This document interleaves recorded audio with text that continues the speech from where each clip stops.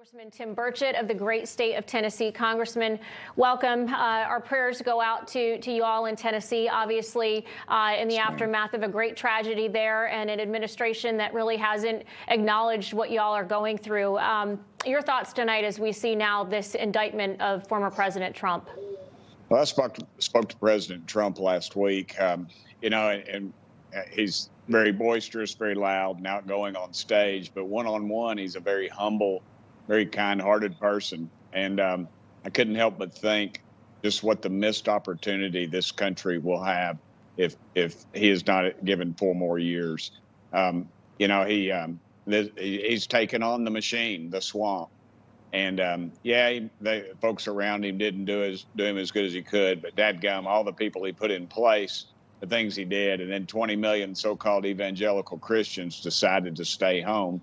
And now we've got a guy who can't put words together to make a sentence as the President of the United States, and we're laughed at around the world. And this is just a sham. It is a complete sham. It is a Mr. Potato Head of justice. They got I don't know if you remember Mr. Potato Head, but they had Oh, I do.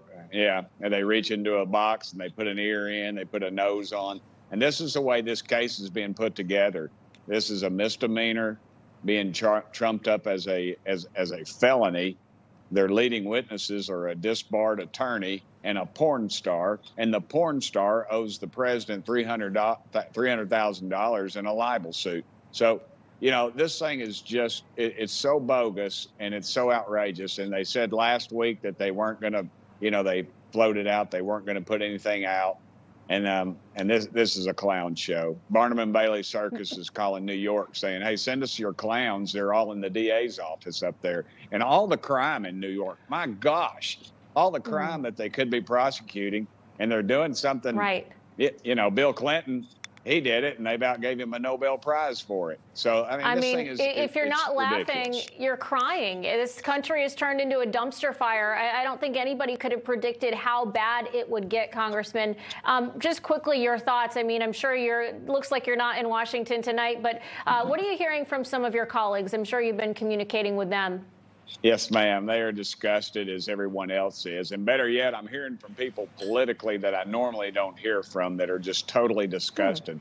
Our veterans, our firefighters, people in law enforcement. I've talked to some farmers and people like that, and they're all just disgusted. They've contacted me about this and just said, this is outrageous.